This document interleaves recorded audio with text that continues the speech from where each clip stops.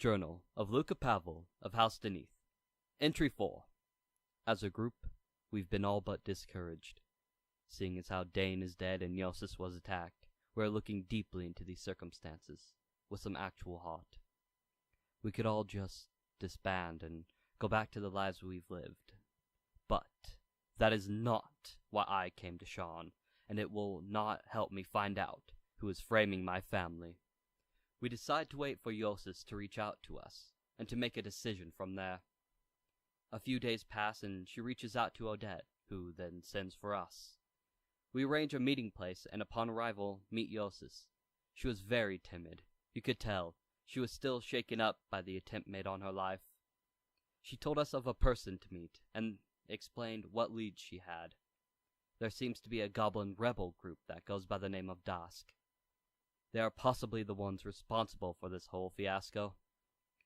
So we now have to go to the Crimson Alley to meet the contact that can tell us where this rebellion hides. Reich and I quickly find the woman meeting the description and follow her down an alley. She wants payment before saying anything. And, of course, Stalbor has the money on him and didn't follow us. Typical Stalbor. We convince the woman to take 10 gold for 10 minutes so we can find them. Finally, with no time to spare, we find them. And guess where they are? Of all places, Stalbor and Odette were in a dirty old brothel. I didn't know they were into that kind of thing. Anyway, after a bit of frantic chasing, we get to the woman and exchange money for information. Now, we must go down into the cogs of the city, the lowest of low. In order to do so, Odette gets us a magical disc to travel on from her family. We head downward into the cogs to find the base of these terrorists, and we happen to stumble into their base, on accident. And by stumble I mean we had a bit of a crash landing. It was pitch dark, but goblins started coming out of all the dark corners of this cave-like place. I quickly followed my instincts and made quick, light work of the threats. More and more goblins came, but we found ways to fight them off, and get out of this god-forsaken place.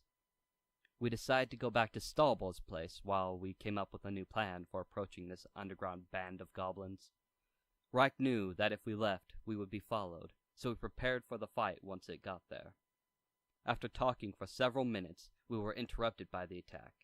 They very strategically attacked from all angles, and we came together and put them all down. But not without some cost. For the second time, I've been knocked out by these goblinoids, and even with my great fighting tactics, I've not done my best. This has enlightened a fury in me, and I will not let it happen again so easily.